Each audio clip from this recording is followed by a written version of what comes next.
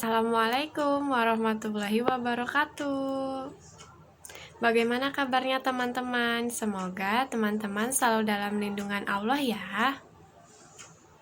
Sebelum kita mulai, kita berdoa terlebih dahulu. Sikap berdoa.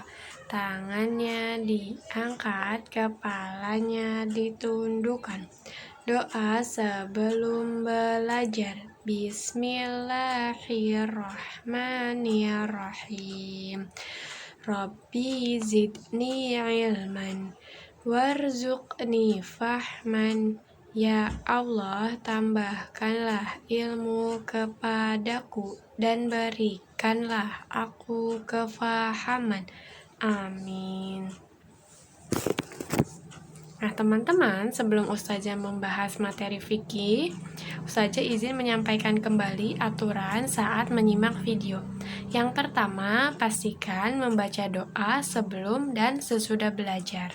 Yang kedua, menyimak video dengan posisi nyaman. Yang ketiga, menyimak video dengan seksama. Kita lanjutkan pada pembahasan materi fikih minggu ini, yaitu mengenai sholat. Ya, perlu teman-teman tahu hukum sholat.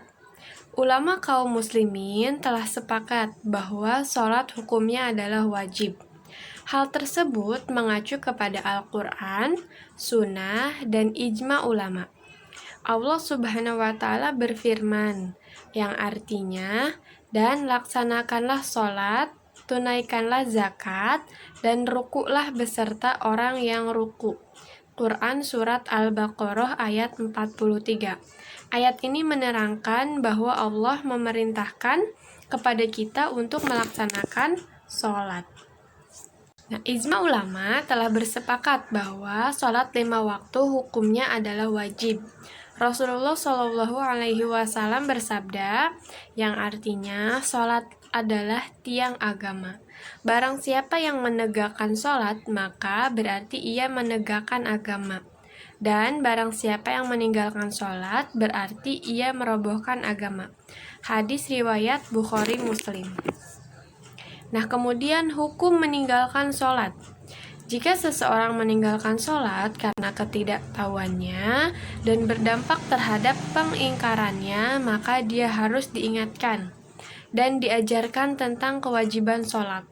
Jika setelah itu ia tetap mengingkari wajibnya sholat, maka ia telah kafir. Kemudian, jika meninggalkan sholat karena sifat malas, maka ia berdosa besar. Dan jika terus-menerus meninggalkan sholat, maka ia harus bertaubat.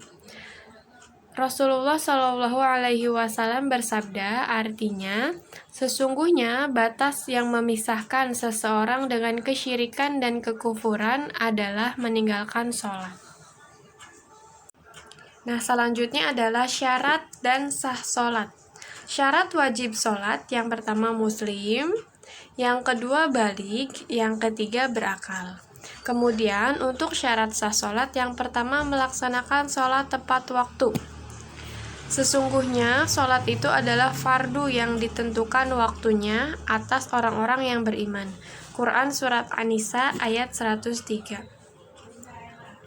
Kemudian yang kedua, untuk syarat sah sholat adalah suci dari hadas. Yang ketiga, suci dari najis. Nah, pada pertemuan sebelumnya kita sudah membahas mengenai jenis-jenis air. Juga sudah membahas mengenai wudhu.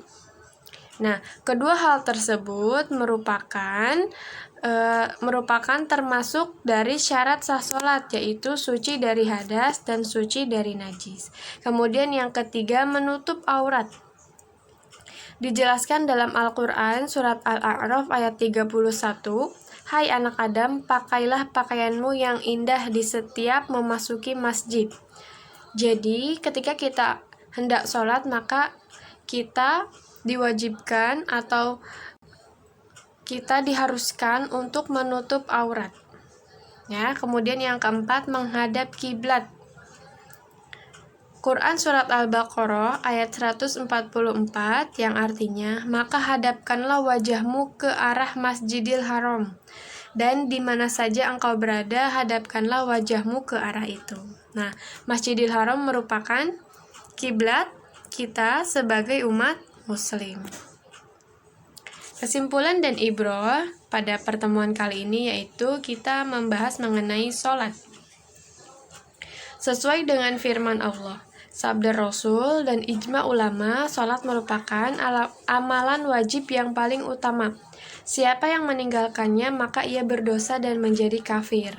Semoga dengan mempelajari ini semakin menumbuhkan sikap dalam diri kita untuk bersungguh-sungguh menyempurnakan ibadah kita kepada Allah sesuai dengan tuntunan yang sudah dicontohkan oleh Rasulullah sehingga kita bisa selamat dunia dan akhirat.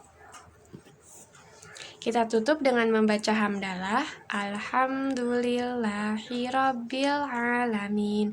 Segala puji bagi Allah Tuhan semesta alam. Assalamualaikum warahmatullahi wabarakatuh.